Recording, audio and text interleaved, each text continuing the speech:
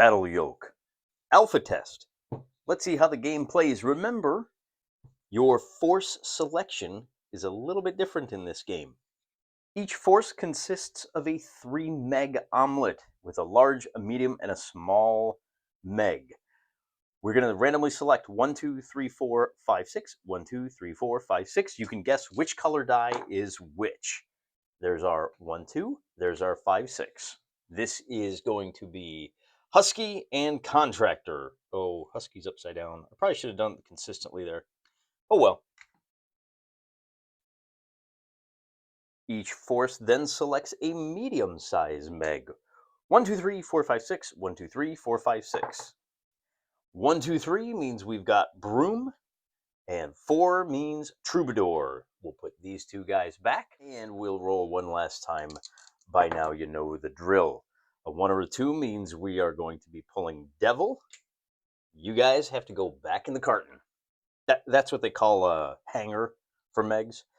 And a 5, 6 means Dancer is going to be taking the field. So you go with your buddies, you guys go in the carton, and I can prep a battle sheet, and we'll take a look at the abilities on both sides. And here's our roster for the Sons of Easter and the White Boys, I guess we're going to call them. Large, medium, and small. I've added a little bit of information to this, including the movement on the left. That's 4, 6, and 10 inches. But of course, these two boys, Troubadour and Dancer, have cleats, so they have +2 to their movement. And then 4, 3, and 2, that's how much heat the large, medium, and small megs can carry. I've already crossed off the hit points for the medium and small. Notice that our small legs have 8 hit points. The medium have 20. Of course, we're playing the extreme version, so you could double those if you wanted to for a longer game. In retrospect, I wish I would have just make it small, medium, and large. Just put the 8, just put the 12, just put the 32. That's all you really need. Take a look at some of these extra special abilities that these guys have. Notice that Dancer is a jumper, as is Devil, and, surprisingly enough, Troubadour. This medium boy can jump into melee. When you jump, you earn a heat token. And Broom, with the solid engineering, he has a 5-up save against any misfire. I'm probably going to forget about that every time. Another thing is, when you shoot at a large, you basically have a +1 when you're shooting at a large egg. That's going to be a tricky one to remember as well, particularly given what our cheat sheet looks like. I think there's some stuff missing. We'll discover through play if there's anything else we would have added to this. But notice it tells us what our maximum range is. The big guns can shoot across the table, but something like the chain gun, it only has a 7-inch range. I also think that I probably should put a space for ammo on here, because we're crossing off ammo with a lot of these guns. Now, the energy guns have infinite ammo. That's what the little slash there means. But something like the fragmentation cannon, you've only got 4 canisters. For the flamethrowers, you've only got 3 shots with that. Maybe you have an upgrade that gives you 5. Not going to be an issue. We do have a little record down here of the range bands, although it doesn't actually say what those range bands are. I would put down the 3 hexes, the 8 hexes, but I guess if it's just 1, 3, and 8, you'll probably remember that. And then here's all the special rules for all the guns. And of course, as we look at these, even a little guy like Devil, he's got the small energy gun and the chain gun. So rather than putting all of this information on the battle roster, probably better to put it here on the cheat sheet. And this tells you, like, when do you draw heat? If you shoot an energy cannon at somebody at point blank range, you're firing like a plasma burst, and you might do damage to yourself as well. Of course, a flamethrower, if you misfire with that, there's a chance you set yourself on fire. Basically, you do max damage to yourself, and you're adding like 3 heat to yourself. So it could be a real issue. But with all of that out of the way, I think we're just going to go ahead and throw the terrain down. We're going to go with the odd, fun alien planet, some hills, but we'll talk about that as I set up what Barnyard Rift is going to look like. And here's Barnyard Rift in all its glory. Notice the floor of the rift is rough going through most of it. Not all of it, just in patches. The hills are rough going up and down. You can shoot onto it. You can shoot off of it. You can't shoot across it. These guys also rough ground. The cliff means that you can walk up to the top, at which point you can shoot over it, but you can't shoot through these 3 pieces of terrain. And of course, you can't move through it in that direction. You can move through it in this direction, so that's a little interesting. And then I just rolled dice to see where my boys would go. Notice that the white eggs are are just, they're spread out. They went with a broad front, big, medium, and small. And then the Easter boys decided, and I just rolled a bunch of D6s for strategy just to get them on the table as fast as possible. They're going to go clumped up. They're going to move into the center and move out. These guys are going to try to bring the flanks in and hit from the side. That's it. So the next thing we do is roll for initiative to see who moves first. And obviously the green die is for the green eggs. The white die means that the white eggs will opt to move first. I'm sorry, not opt to, must move first. That means that Contractor over here is kind of out on his own because all of the green eggs have swung around this side. Notice Dancer has picked up a heat token. She jumped over all of this terrain. 12-inch movement with the jump, but she does have the one over here. Remember, they can only take 2. But what that does is it opens up fire lanes, and then in response to that, I don't know if you can see, Devil kind of popped around the corner here and is going to take a shot as well. So we do all movement first, alternating. Then we get to do cannon fire. All cannon fire is considered simultaneous. So we might as well just work our way through everybody that has a shot. Notice that we have a shot here. So these 2 eggs can shoot at each other. I said eggs. I meant megs. I'm so sorry. All firing is considered simultaneous. So you can do this in whatever order you want. Alternate, take turns declaring. It's not entirely clear to me. I think the best way to handle this is to continue with the initiative roll. White won initiative, they have to fire first. And that's going to be important because if you fire first, you may decide. So let's suppose that Husky back here opens fire on Troubadour. Then, depending on the results, Devil may or may not want to shoot Troubadour. So you do, I think, still need to alternate declarations and do these one at a time. Even though if we blow up Troubadour, Troubadour still gets a shot. We don't remove him from the table until the mindfulness phase of the game. Contractor does not have any firing ability. Notice his firing arc. I left him facing the side of the table like a goof. Turning is free. Although that means Broom way down here. He's got a cannon and a frag cannon. The cannon has extreme extra ultra range. So he actually has a shot down here at the big boy. We'll take that with the ultra cannon. And with a 4, we're going to miss. And with a 1, the effect is going to be that failed. Apply the results of the yellow die to the miss. Add an overheat counter. So no good, just an overheat.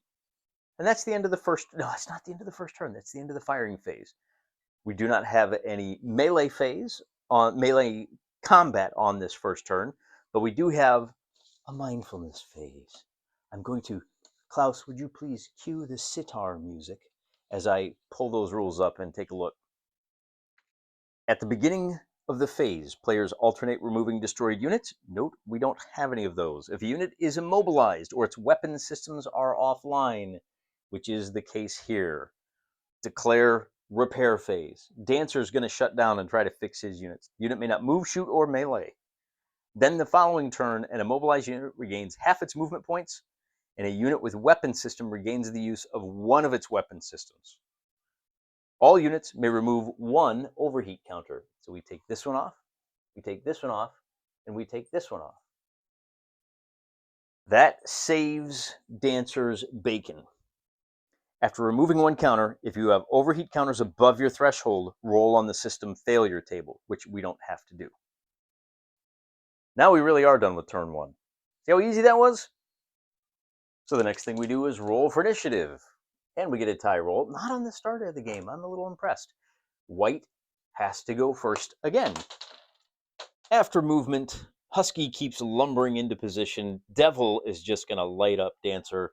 And the Easter boys have decided to try to catch Broom in a crossfire, but didn't quite have enough movement to pull that off. There's no line of sight over the hill. Maybe next turn. But for now, that leaves Husky without a shot. The cliffs, the hill are blocking. He doesn't want to take a risk at shooting his buddy Devil.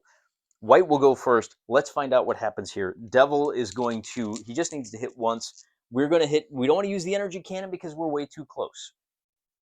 Okay, we are at short range, so we're going to be hitting on 3s or better. And we're just firing with our, not the energy cannon, because we don't want to take damage ourselves. Actually, we're not, we're not in point blank range. Maybe we should. Now we use the chain gun. We got plenty of shots. I don't have to track ammo. I got 20 shots. We're only playing 8 turns. Notice I've got a turn marker down here for 2 turns. So with the chain gun, we are going to roll a 5, which means we hit. No, I'm sorry. The 6 means we hit. The 5 means we do. What do we do with 5s? We do max damage. So instead of the average damage of 3, we do 6, and that means that Dancer is going to, he's not even going to get a chance to repair. So we're going to knock him over just to remind ourselves that Dancer has done his last moonwalk. We'll pick him up during the mindfulness phase. Now, green has to shoot, and so we do have a shot here to here, and we are obviously beyond long range. So at extreme range in our extreme game, we're hitting on, we're at the long range band. So we just have a 5 to 6. There's no cover. One other thing I forgot.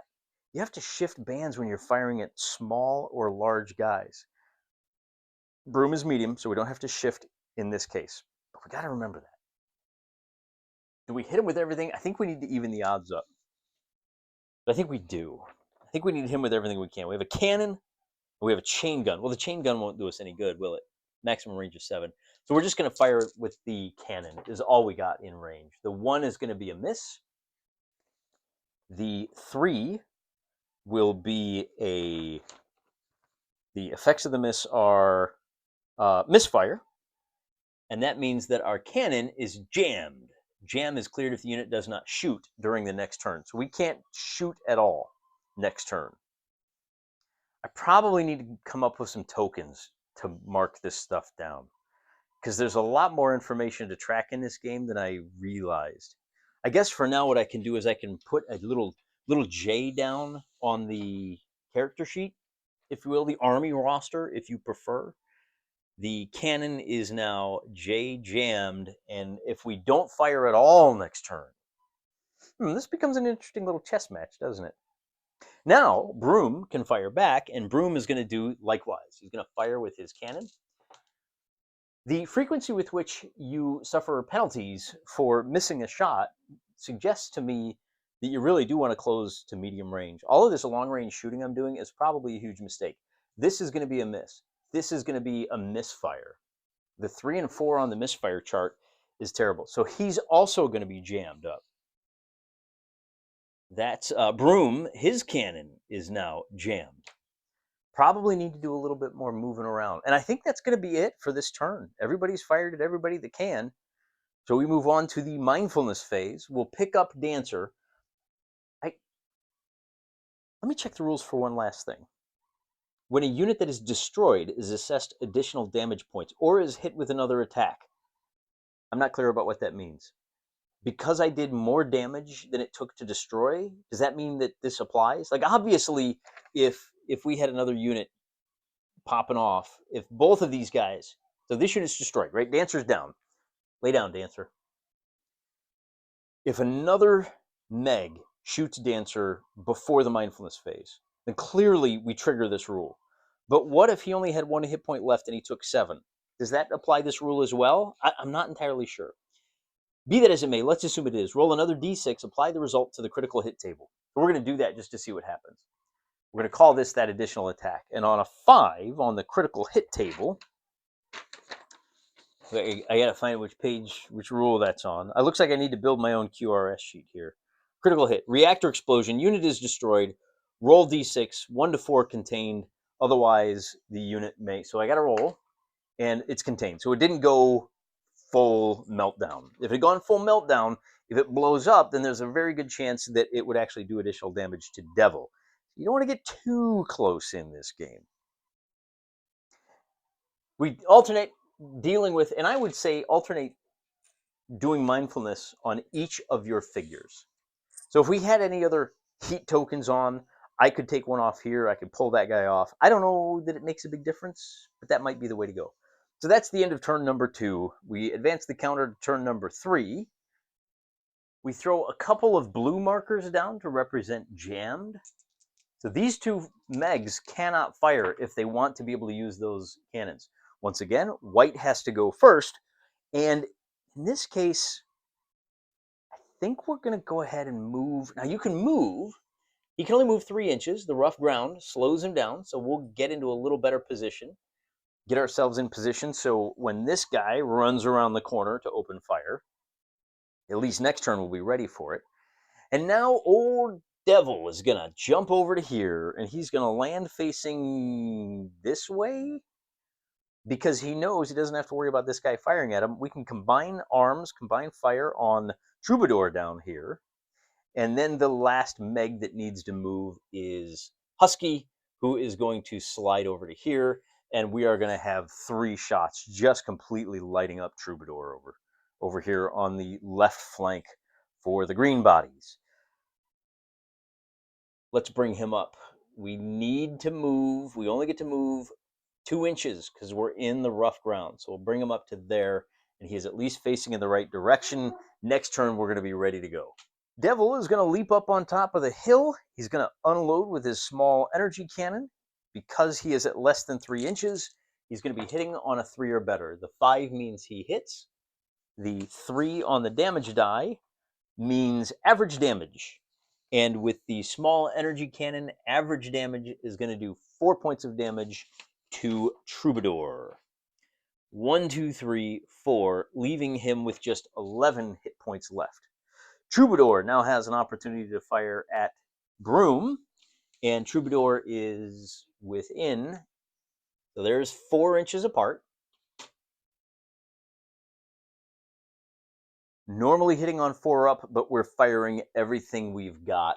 So that means we will be hitting on, so at medium, you're hitting on 4 up. We're hitting on 5 up. I've got 2 chain guns and a cannon. Let's try the cannon first, shall we? I get a 3 for a miss and a 1 on the damage die, which means Troubadour will suffer. I really wish this was all on one page. Add an overheat counter. So that's the first. I would suggest, make it explicit, declare all of your attacks. You don't get to pick and choose. I'll fire with this one, see what happens, fire with that one. So I have 2 more shots to go. I get a hit, and the 6 is, so I get a 6 on the 2 hit die. I get a 6 on the damage die, which means critical hit. Roll on the critical hit chart. The number 1 on that critical hit chart means that we are going to critical hit. Here we go. Assign maximum damage. All right, that's fine. We'll take it. So that's the first max damage. And for a, did I say that was a chain gun? Yeah, for a chain gun, max damage is going to be 6 points, which takes Troubadour down to just 3. Did I say Troubadour? Troubadour shot at Broom. So Broom takes 6 points of damage. And he still has 14 hit points left, but he has to take 1 more shot. Hitting on 5s. The 5 is a miss. The 1 is an overheat. And there you go. So 2 overheat on Troubadour there. Broom here has taken a little bit of damage, but he's not firing. Devil is fired. Troubadour is fired. We're not firing here. We do have another shot from the big boy. And the big boy, is he within 8 inches? Nope, we're at 12 inches. So we are at long range. We don't have any cover. I'm not going to fire my missiles because the only other guys I can hit are my buddies. So Husky instead is going to fire his energy cannon and 2 chain guns. No, he can't fire the chain guns. They have a maximum range of 7. All we have is the energy cannon. And let's just roll and we'll sort things out from there. The 5 is going to be a hit. The 2 is going to be average damage. And that's it. So average damage with the energy cannon is 8 points of damage, which will leave Troubadour with just 3 hit points left. that is almost the end of the turn because Contractor and Broom did not fire. They are no longer jammed. And then everybody gets to take one overheat counter off. So you can jump around like a maniac as long as you don't have any misfires, and you'll be okay. And then we move on to turn number 4. And on turn number 4, we roll to see who goes first. And to no one's surprise, green has to declare what they're going to do first. So we're going to use Dancer is going to jump over to here and force Contractor there to make a choice. You're going to turn to face, you're going to shoot at me, or are you going to come to grips with either of these guys? And Contractor says, well, you know, I'm not too worried about your guns. I'm going to move up, we'll call that 1 inch to here, 2, and then he can only move 1 more inch. So we're going to stop like that. And now the white is going to pull back about 1 inch. Because if we go 1, 2, 3, we're not going to be able to get to within missile fire phase. So everybody's all kind of squaring off against each other. Husky here can declare, though, and he's going to pivot, and he's going to go 1, 2, 3. Well, let's see. Can we get to the point? 1, 2. Oh, boy, what do we do here? We can move him 3 inches. So we can bring him over here so that he can fire at Contractor, and Contractor can't fire back. That's probably what we want to do. Movement order really matters. Having 1 extra guy on the battlefield really pays off, doesn't it? Although because they went first, white does have to declare first, so I think we'll go ahead and declare here to here. It's 180 fire arc. Oh, actually, you know what? We do still have I was thinking 90 degrees. This is 180.